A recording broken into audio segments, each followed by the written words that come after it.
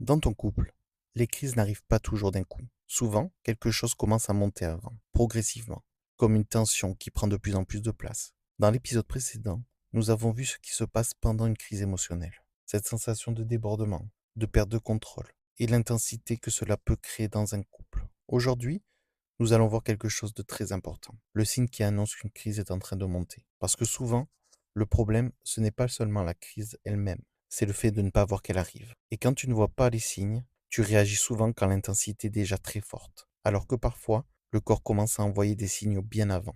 Une tension intérieure, une irritation plus rapide, une hypersensibilité. Comme si tout te touchait plus fort. Dans ton couple, tu peux commencer par interpréter beaucoup de choses. Un silence, un changement de ton, une réponse différente. Et plus cela monte, plus ton attention se focalise sur le lien. Tu surveilles davantage, tu analyses davantage, tu cherches des signes, comme si quelque chose allait arriver. Et à l'intérieur, l'agitation augmente. Les pensées deviennent plus rapides, plus envahissantes. Tu repenses aux discussions précédentes, tu imagines des scénarios, tu ressens un besoin de comprendre ou d'être rassuré. Et souvent, c'est là que le piège commence.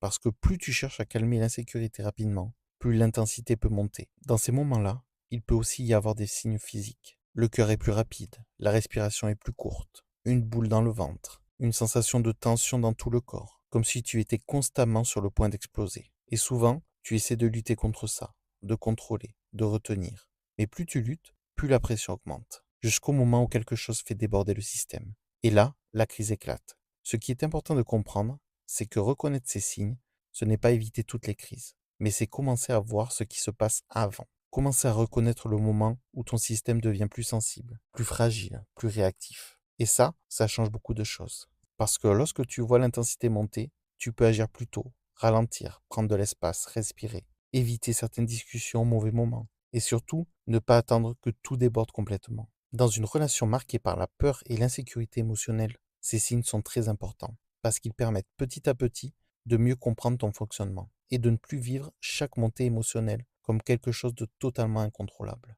Dans le prochain épisode, nous allons voir les erreurs qui aggravent souvent une crise émotionnelle dans le couple et pourquoi certaines réactions, même avec de bonnes intentions, peuvent faire exploser encore plus la situation. Merci d'être là. Si tu veux approfondir ces mécanismes, tu peux retrouver des articles, des témoignages et des ressources sur le site ensembleborderline.fr. À très bientôt pour le prochain épisode.